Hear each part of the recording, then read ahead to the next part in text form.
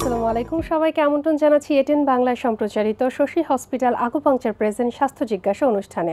আপনাদের সাথে আছি আমি ডাক্তার শামীম আক্তার। দর্শক, সরু সুইয়ের মাধ্যমে শরীরের ছোট বড় যে কোনো রোগ নিরাময় করা সম্ভব। হ্যাঁ দর্শক, আমরা কথা বলছি আকুপাংচার নিয়ে। আমাদের আজকের বিষয় আকুপাংচার চিকিৎসা পদ্ধতি এবং তার প্রয়োগ। আর এ বিষয়ে কথা বলার জন্য স্টুডিওতে উপস্থিত আছেন বিশেষজ্ঞ অতিথি doctor SM. Shahidul Islam, PPM police super, PhD ফেলো, ভিজিটিং কনসালটেন্ট ও আকুপাংচার বিশেষজ্ঞ, শশী হসপিটাল। প্রথমে চলে যাচ্ছি স্যারের কাছে। স্যার, স্বাগত আমাদের স্টুডিওতে। ধন্যবাদ। স্যার, প্রথমে জানতে চাব আকুপাংচার চিকিৎসা পদ্ধতি কি কি আছে এবং আকুপাংচার চিকিৎসা পদ্ধতি কি কি সমস্যায় কাজ করে? আকুপাংচার চিকিৎসা পদ্ধতি চীনের ট্র্যাডিশনাল চাইনিজ মেথডের একটা অংশ, যে মাধ্যমে বিনা ওষুধে বিভিন্ন রকমের রোগের চিকিৎসা করা হয়। তা ট্র্যাডিশনাল চাইনিজ মেডিসিনের মধ্যে আকুপাংচার একটা, কোয়াশা আর একটা মেথড, কাপিং বা এটা আমাদের দেশে প্রচলিত হয়েছে হিজামা একটা মেথড, এইরকম অনেকগুলো মেথড আছে যেগুলোর মাধ্যম থেকে চিকিৎসা করা হয়। তা আকুপাংচারটা হলো সূক্ষ্ম নিডিল দিয়ে আপনার আকু পয়েন্টকে স্টিমুলেশন করা। আর অন্যান্য ক্ষেত্রে কোনোটাতে ম্যাসেজ করা হয়, কোনোটাতে ফিজিওথেরাপির কাজ করা হয়, কোনোটাতে অকুপেশনাল থেরাপির কাজ করা হয়। কাজ করে রোগকে ভালো করার পদ্ধতি হলো এই ট্র্যাডিশনাল চাইনিজ মেডিসিন বা আকুপাংচার। আকুপাংচারে ওয়ার্ল্ড হেলথ অর্গানাইজেশন 2003 সালে 100টা কন্ডিশনস বা রোগের ক্ষেত্রে একটা সুপারিশ করে যে আকুপাংচার নেওয়ার ক্ষেত্রে। আর ওয়ার্ল্ড হেলথ অর্গানাইজেশন 1979 সালে আকুপাংচারকে স্বীকৃতি দেয়। তা বাস্তব অভিজ্ঞতায় আমি পুলিশ হাসপাতালে এটা শুরু করার পরে এখন শান্তিনগর চৌরাস্তাতে অবস্থিত শশী হাসপাতালে আমি ভিজিটিং কনসালটেন্ট হিসাবে আকুপাংচার প্র্যাকটিস করতেছি, যেখানে দেশ বিদেশের অনেক রোগী আসতেছে। তা আকুপাংচারে দেখা গেছে যে সাধারণত বাত ব্যথা, প্যারালাইসিস রোগীদের ক্ষেত্রে খুব ভালো রেজাল্ট আসে। সুই ফোটানোর মাধ্যমে যে চিকিৎসা করা হচ্ছে, এখানে কি কোনো মেডিসিন ব্যবহার করা হয় নাকি উইদাউট মেডিসিন হচ্ছে এই ট্রিটমেন্টটা করা হচ্ছে? আমি যখন রোগীদের ক্ষেত্রে চিকিৎসা করি তখন বলে স্যার সুইয়ের মধ্যে কি ওষুধ থাকে? আকুপাংচার হলো জাস্ট এরকম একটা নিডিল। আমরা যদি এটা দেখে থাকি যে সূক্ষ্ম, যে চুলের মতো রূপক অর্থে বোধ হয় যে চুলের মতো অত সূক্ষ্ম না, কিন্তু অনেক সূক্ষ্ম যে খালি চোখে দেখা যায় না বললেই চলে। অনেকে এর সাথে কোনো রকম কোনো মেডিসিন প্রয়োগ করা হয় না। এই নিডিলটা কিন্তু স্টেলাইজড করতে হয়, অনেকগুলো গাইডলাইন মেনে চলে। সেক্ষেত্রে নিডেলটা শুধুমাত্র মানে স্পেসিফিক পেশেন্টের ক্ষেত্রে ব্যবহার করা হয়, মানে একটা নিডেল একজন পেশেন্টের ক্ষেত্রে ব্যবহার করা হচ্ছে নাকি স্টেরিলাইজ করে আবার অন্য পেশেন্টের ক্ষেত্রে অ্যাপ্লাই করা হয়? এই ক্ষেত্রে আমেরিকার ফুড অ্যান্ড ড্রাগ অ্যাডমিনিস্ট্রেশন যেটা ওয়ার্ল্ডের ক্ষেত্রে বিভিন্ন গাইডলাইন দেয়, সেক্ষেত্রে আকুপাংচার ক্ষেত্রে তারও একটা গাইডলাইন দিছে। FDA কর্তৃক ঘোষিত গাইডলাইন অনুযায়ী যেটা বলা হয়েছে যে আকুপাংচার এই নিডিলটা আমি যখন ব্যবহার করব একটা পয়েন্টে ব্যবহার করার পরে এটা ফেলে দিতে হবে। এই নিডিলটা দ্বিতীয়বার আর এই পেশেন্ট বা অন্য কোনো পেশেন্টের ক্ষেত্রে ব্যবহার করার সুযোগ নাই। স্যার, এই নিডলগুলো তো বাইরে থেকে ইম্পোর্ট। হ্যাঁ, এই নিডিলগুলো এতটা দক্ষতা নিতে হয় কেন, এই নিডিলের উপর ডিপেন্ড করে অনেক কিছু, কেন কোনো ওষুধ দেওয়া হয় না। অনেক পেশেন্ট ভালো হয়ে যাচ্ছেন, মনে করতেছে যে নিডিলের সাথে কোনো ওষুধ দিয়ে বোধহয় ভালো করতেছে, আসলে নিডিলের সাথে কোনো ওষুধ না। এই নিডিলটা তৈরি করা হয় চায়নাতে এবং অন্য দেশেও। তার আমরা যেটা বাংলাদেশের যে প্রচলিত যে নিডিলগুলো, সেটা চায়না 3টা ক্যাটাগরিতে নিডিল উৎপাদন করে। একটা উৎপাদন করে ফার্স্ট ওয়ার্ল্ড কান্ট্রির জন্য, একটা ইউজ করে চায়নার তাদের নিজস্ব দেশের জন্য, আর একটা ইউজ করে থার্ড ওয়ার্ল্ড কান্ট্রির জন্য। কেন এই নিডিলটা যেটা ফার্স্ট ওয়ার্ল্ড কান্ট্রির জন্য ইউজ করা হচ্ছে, সাপোজ ধরে নিই যে এই নিডিলটার দাম সেই ক্ষেত্রে 100 টাকা, দেখা যাচ্ছে চীনারা তাদের ক্ষেত্রে যেটা ব্যবহার করতে সেটা 50 টাকা, আমার থার্ড ওয়ার্ল্ড কান্ট্রির ক্ষেত্রে সেটা 5 টাকা বা 10 টাকা। চীন তার ব্যবসায়িক পলিসিতে এরকম করে যে অর্থনৈতিকভাবে তারা এগিয়ে যাওয়ার জন্য তার এই পলিসি ইউজ করে ফার্স্ট ওয়ার্ল্ড কান্ট্রির জন্য। ফার্স্ট ওয়ার্ল্ড তার ডিমান্ড আমি ফুলফিল করব, কেন সে পয়সা দিতে পারে, তাকে বেস্ট কোয়ালিটি দেবো। সেকেন্ড, আমরা চাইনিজদের ক্ষেত্রে যে কোয়ালিটি, সেই কোয়ালিটি মধ্যম কোয়ালিটি। থার্ড ওয়ার্ল্ড কান্ট্রি যারা এত এফোর্ট দিতে পারে না, পয়সা কম, তাদেরকে আমরা ফেরত দেবো না, তাদের বিজনেসটা আমি লো কোয়ালিটি দিয়ে তাদের বিজনেস রাখবো। শান্তিনগর চৌরাস্তাতে অবস্থিত শশী হাসপাতালে যে বেস্ট কোয়ালিটি, অর্থাৎ ফার্স্ট ওয়ার্ল্ড কান্ট্রিতে যে নিডেলগুলো ইউজ করা হয় সেই নিডেলগুলো।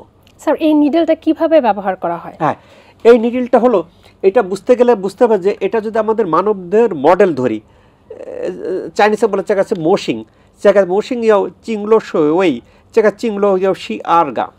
আমাদের মানবদেহের এইরকম একটা প্রচলন যে মানবদেহের চ্যানেল একে বলে আকু পয়েন্ট চ্যানেল বা আকুপাঞ্চার চ্যানেল। পায়ের নখ থেকে শুরু করে চ্যানেলটা এইভাবে যায়, বিভিন্ন অর্গানের সাথে যুক্ত হয়ে, মাথার ইয়ে থেকে যুক্ত হয়ে পিছন থেকে চলে আসে, একে একটা চ্যানেল বলে।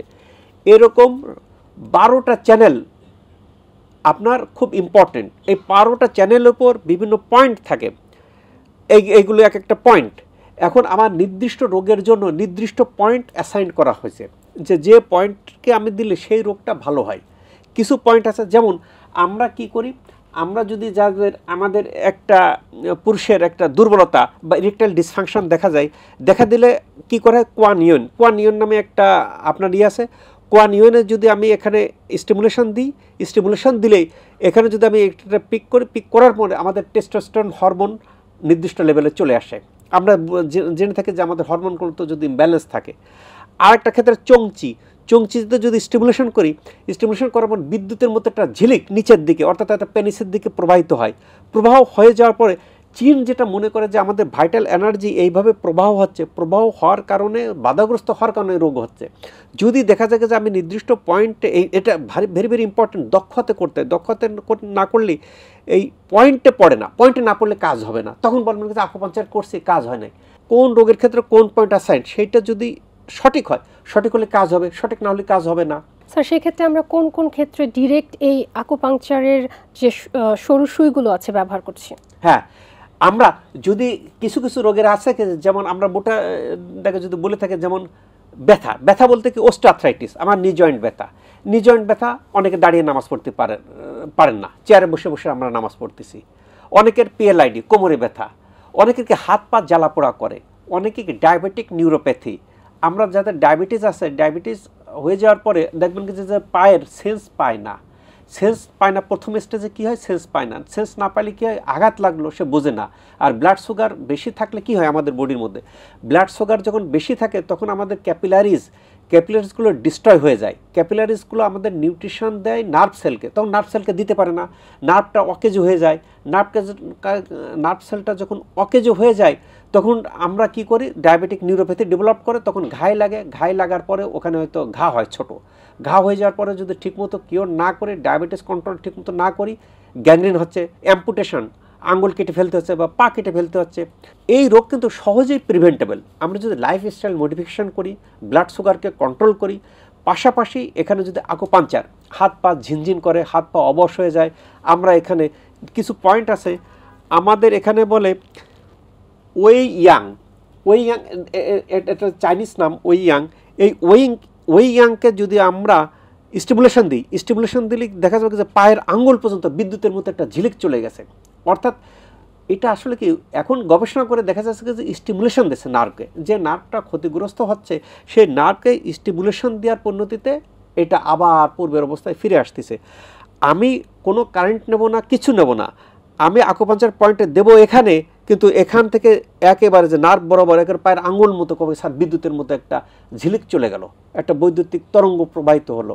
অর্থাৎ যেটা বলে, চীনরা বলে গেছে ভাইটাল এনার্জি বা ছি প্রবাহে বাধাগ্রস্ত হচ্ছে, সে ভাইটাল এনার্জিতে বাধাগ্রস্ত হচ্ছে, দিয়ে ভাইটাল এনার্জিটা প্রভাব করে দিলাম। যেমন আমরা একটু আগে যেটা বললাম, পুরুষের যাতে দুর্বলতা, তাদের এখানে দিব, নিচের দিকে মনে করেন স্যার একটা কিছু আমার পেনিসের দিকে বিদ্যুতের মতো কারেন্ট চলে গেল। আমরা বডির ইমিউন সিস্টেম যদি ডেভেলপ করতে চাই, অনেকে ইমিউন সিস্টেম উইক হলে আমরা জানি যে কোভিডের কারণে আমরা খুব করে ফেলছি যে যাদের ইমিউন সিস্টেম উইক, আইসিইউতে যাওয়ার পরে অনেকেই ব্যাক করে নাই। ইমিউন সিস্টেম বুস্ট আপ করার কথা বলি, এই পয়েন্টে যদি আমরা দিই তাহলে স্টিমুলেশন বেড়ে যাবে। অনেকে কোল্ড এনার্জিতে ভুগে থাকেন, ঘন ঘন সর্দি হয়, ঠান্ডার মধ্যে যেতে পারেন না, যদি পয়েন্টকে আমরা স্টিমুলেশন দেওয়ার পরে দেখবেন যে তার আর ঘন ঘন সর্দি হচ্ছে না, ওই কোল্ড অ্যালার্জি থেকে বেঁচে যাচ্ছেন। কাজেই এই ক্ষেত্রে আমাকে দক্ষতা অর্জন করতে হবে, কোন পয়েন্টে দিলে কতটুকু, কোন নিডল দিতে হবে, কতটুকু দিতে হবে, এর উপর ডিপেন্ড করে। স্যার, যেহেতু সুইয়ের কথা আসছে, অনেকেই ভয় পায় যে আমার শরীরে এতগুলো সুই বেঁধানো হবে, সেক্ষেত্রে আমি হয়তো অনেক ব্যথা ফিল করব বা পেইনফুল একটা ট্রিটমেন্ট। এটা কি আসলেই পেইনফুল না। আপনি যদি এই নিডলটা দেন, এই নিডলটা পয়েন্টে দিলে আপনি কোনো ব্যথা পাবেন না। যদি পয়েন্টে না পড়লে তখন আপনার ব্যথা হবে। শুধুমাত্র পেন কাদের ক্ষেত্রে লাগবে, যাদের ক্ষেত্রে মনে করেন যে নার্ভ ড্যামেজ হয়ে গেছে, ডায়াবেটিক নিউরোপ্যাথি, তারপর হচ্ছে স্ট্রোক করার পরে প্যারালাইসিস, তাদেরকে নার্ভকে পুনরায় আবার পুনরুজ্জীবিত করতে হয়। পুনরুজ্জীবিত করতে যায়, যেটা বললাম যে আমি পয়েন্টে দিলাম, দেওয়ার পর বিদ্যুতের মতো একটা ঝিলিক চলে গেল, সে তখন মনে করবে কারেন্টের মতো একটা শক লাগলো বিদ্যুতের মতো, যদিও কারেন্টের সাথে আমাদের কোনো সংযোগ নাই, আমরা হাত দিয়েই দিচ্ছি, হাত দিয়েই সে পেয়ে যাবে। এই জিনিসের পরিণতিতে সেই ওই রোগী ছাড়া আমার ব্যথা হলো, আমার অস্টিওআর্থ্রাইটিস, আমি নি জয়েন্ট পেনটে আমি বসে বসে নামাজ পড়ি, সেই ক্ষেত্রে আমাদের নি জয়েন্টে কিছু পয়েন্ট আছে, সানজুলি, জুসানলি, এরকম কিছু পয়েন্ট আছে, পয়েন্টটা আমি দেবো, এই ক্ষেত্রে আপনি ব্যথা পাবেন না। আপনার কোমরে ব্যথা আছে, কোমরে আমি PLIDর শেয়া শুই, এরকম কিছু পয়েন্টে সি হাই চৌ শুয়ে, এই কিছু পয়েন্ট আছে। আসলে যে এই আপনার যদি আকুপাঞ্চারের উপর দক্ষতা আছে, অবশ্যই আপনাকে চাইনিজ ল্যাঙ্গুয়েজে এক্সপার্ট হতে হবে। চাইনিজ ভাষাতে যাতে দক্ষতা আছে আমার মতো, সে দেখবেন কিছু পড়াশোনার পাশাপাশি চাইনিজ রুগীও দিচ্ছে, কারণ রুগী দিতে গেলে আপনার তার নিথাং পুথাং হাউ পুহাও, কেন আপনি দেওয়ার পরে তার অনুভূতিটা প্রকাশ করতে পারবে। যার পরিণতিতে দেখা যায় কি যে আকু পাঞ্চার দেওয়ার পর কোনো ব্লিডিং হয় না, কোনো ব্যথা হয় না। স্যার ধন্যবাদ আপনাকে। স্যার আপনি কথা বলছিলেন অস্টিওআর্থ্রাইটিস নিয়ে। আমি যতটুকু জানি অন্যান্য চিকিৎসকের কাছে গেলে অস্টিওআর্থ্রাইটিস বলে যে এটা সম্পূর্ণ কিউরেবল না, ইভেন দীর্ঘমেয়াদী তাদের মেডিসিন নিতে হয়। সেক্ষেত্রে আকুপাংচার চিকিৎসার মাধ্যমে পুরোপুরি কি সুস্থ হওয়া সম্ভব? এই ক্ষেত্রে বলে রাখি যে খুব আমার এক প্রচণ্ড সিনিয়র কর্মকর্তা, উনি ফার্স্ট ওয়ার্ল্ড কান্ট্রিতে চিকিৎসা করেন কিছু হলেই। তা উনি আসছিলেন, আসে বলে যে শহীদুল, আমি বিশ্বের অমুক হাসপাতালে চিকিৎসা করছি, তা ডাক্তাররা যেটা বলছেন, স্যার অস্টিওআর্থ্রাইটিসে ব্যথাভূত থাকবেই, ব্যথা নিয়েই থাকতে হবে, ব্যথা হবে কিছু পেনকিলার খাবেন, একটু ব্যায়াম ট্যাম করবেন, চলে যাবে, আবার ব্যথা হবে, আবার খেতে হবে। তোমার এখানে আসে দেখলাম এক্সেলেন্ট, কোনো পেনকিলার খেতে হয় না, কিছুটা নেওয়ার পরে এখন সুস্থ। তিনি আমার এখানে আকুপাঞ্চার নিয়ে ভালো হয়েছেন। স্যার এটার সেটিংটা কেমন হয়? এটা কি আজীবন চিকিৎসা নিয়ে যেতে হয় নাকি কয়েকটা সেটিং এর মাধ্যমে ভালো হয়ে যায়? এইটা আমাদের যে অস্টিওআর্থ্রাইটিস হয়, অস্টিওআর্থ্রাইটিসের অনেকগুলি কারণ থাকে, যে কারণগুলো সাধারণত দেখা যায় কারো হাড় ক্ষয় হয়ে যায়, কারো এটা মিনিসকাস একটা পর্দা থাকে, এটাতে ক্ষতিগ্রস্ত হয়, কারো সাইনোভিয়াল ফ্লুইডটা ইমব্যালেন্স হয়, কারো লিগামেন্ট থাকে, লিগামেন্টটা ক্ষতিগ্রস্ত হয়, কারো হরমোনটা ইমব্যালেন্স হয়। এই সকল কারণের প্রেক্ষাপটে আমাদের অস্টিওআর্থ্রাইটিস ঘটে থাকার পরিণতিতে আমরা কি করি, আমরা এখানে নি জয়েন্ট সহ আরও কিছু পয়েন্ট আছে, যে পয়েন্টগুলোতে আকুপাঞ্চার দিই। দেওয়ার পর এখন আসলে আপনি ভাইটাল প্রশ্ন করছেন যে কতটা সেশন নিতে হয় বা আমাকে সারা জীবন নিতে হবে কিনা। এই ক্ষেত্রে বলে রাখি যে সাধারণত ওষুধের যে কোর্স থাকে 7 দিন বা অমুক দিন বা এটা বডির ইমিউন সিস্টেমের সাথে কাজ করে কি আমার কতটুকু ক্ষতিগ্রস্ত হলো এবং আমার ইমিউন সিস্টেম কেমন, এটার উপর দেখা গেছে যে আমাদের কারো ক্ষেত্রে একটা সেশনেই একদিনেই ভালো হয়ে যাচ্ছেন, কারো 30টা 35টাও লাগতেছে। যে কার 30টা সেশন লাগবে, কার একটা সেশন লাগবে, সেইটা বোঝা দুষ্কর। তা সাধারণত আমরা তার জন্য আগে প্রিরিকুইজিশন হিসেবে তার ইমিউন সিস্টেমটাকে চেক করি, ভিটামিন ডি লেভেলটা কেমন আছে, আরও কিছু প্যারামিটার্সকে আমরা চেক করে যদি দেখা যায় কি যে তার প্রচণ্ড উইক ইমিউন সিস্টেম, তখন তাকে আমরা লাইফস্টাইল মডিফিকেশনের কথা বলি। লাইফস্টাইল মডিফিকেশন করে তার ইমিউন সিস্টেমটাকে একটা সার্টেন লেভেলে আনতে বলি। অথবা কেউ ওরকম টেস্ট করে না, কেন আমাদের দেশে তো বিভিন্ন জাতীয় রোগী পাওয়া যায়, সবাই তো সচেতন না ওইভাবে। কিছু রোগী বলে স্যার ওসব বাদ দেন, আপনি চিকিৎসা করেন। চিকিৎসা করলাম, চিকিৎসা করার পর দেখবেন কি যে কারো 5টা সেশনের কাজ হচ্ছে, কারো একটাতেও কাজ হচ্ছে, কারো 10টাতেও কাজ হচ্ছে। আপনার লাইফস্টাইলটা কী হওয়া উচিত, আপনার বডির ইমিউন সিস্টেমকে ভালো রাখতে হলে কি খাওয়া উচিত। বর্তমান যুগে আমাদের যে খাদ্যদ্রব্যের মধ্যে অনেক রকম হেভি মেটাল থাকে, খাদ্যদ্রব্যের মধ্যে পয়জন থাকে। কেন আমি যে ডিমটা খাচ্ছি মুরগির ডিম, সেই ডিমের মধ্যে যদি মুরগি যদি যে ফিট খায়, ফিটের মধ্যে হেভি মেটাল থাকে, হেভি মেটাল আমার বডির মধ্যে ঢুকে পড়বে। আমি গরুর দুধ খাচ্ছি, গরুকে অনেক সময় হরমোন ইনজেকশন দেওয়া হচ্ছে, হাই পাওয়ারের অ্যান্টিবায়োটিক দেওয়া হচ্ছে, সেটা দুধের মধ্যে আসে। এইগুলো যদি আমার বডির মধ্যে যায় উপকারী পরিবর্তে ক্ষতিগ্রস্ত হবে। আমরা তাদেরকে একটা গাইডলাইন দিই যে আপনি হেভি মেটালবিহীন বা আপনি হরমোনবিহীন, অ্যান্টিবায়োটিকবিহীন এই খাদ্যদ্রব্যগুলো অমুক জায়গায় পাওয়া যায়, এইগুলো আপনি ইনটেক করতে পারেন।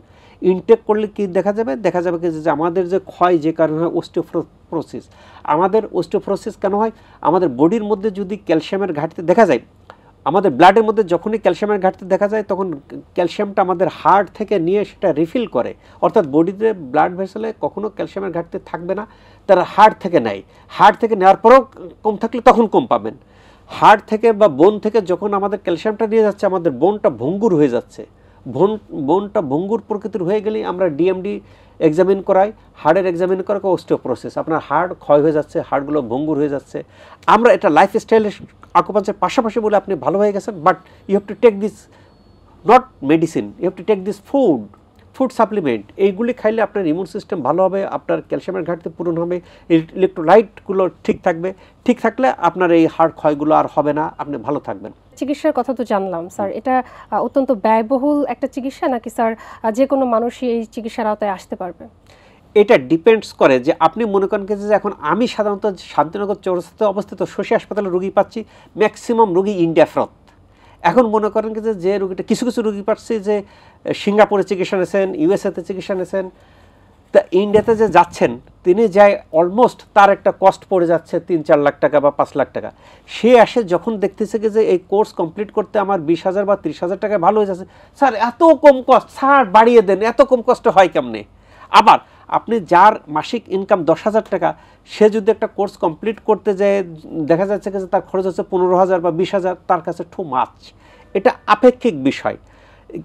এমন রোগী পাইছে যে আপনার কি করছে যে সে প্রিপারেশন নিয়েছে, সে 5 লাখ টাকা গুছাইছে, সে বাইরে বহির্বিশ্বে যাবে, সে কয়েকটা সেশন নিয়ে ভালো হয়ে গেছে, নিয়ে দেখে গেছে স্যার এত কম টাকায় হয়ে গেল, তা তো আমি আগেই জানতাম না। কিন্তু এটা ডিপেন্ডস করে যে অর্থনৈতিক কার কতটুকু। তবে আপনি যদি ধরে রাখেন যে অনেকে অপারেশনে যান, অপারেশনে অনেক কস্ট, তার থেকে আপনি মিনিমাম চার্জ, আপনি এখানে পার সেশন ডিপেন্ড করে আপনার উপর কয়টা সেশন লাগবে, কতদিন লাগবে। এখানে যেটা করে আকুপাঞ্চারের রেট নেওয়া হয় পার সেশন 1,000 টাকা। এখন যদি আপনার 5টা সেশন লাগে 5,000, 10টা সেশন লাগে 10,000, এর সাথে যদি অন্য থেরাপি লাগে অন্য থেরাপির চার্জ বলবৎ হবে। এর চার্জটা আমার মতে, আমি যতগুলি পেশেন্ট হ্যান্ডেল করছি, আমি প্রায় 5,000-এর বেশি রোগী এই গত 1-1.5 বছরের মধ্যে দেখেছি, যার মধ্যে আল্লাহর অশেষ রহমতে 90% রোগীর রেজাল্ট আসছে। 8 থেকে 10% রোগীর সন্তোষজনক রেজাল্ট আসে নাই।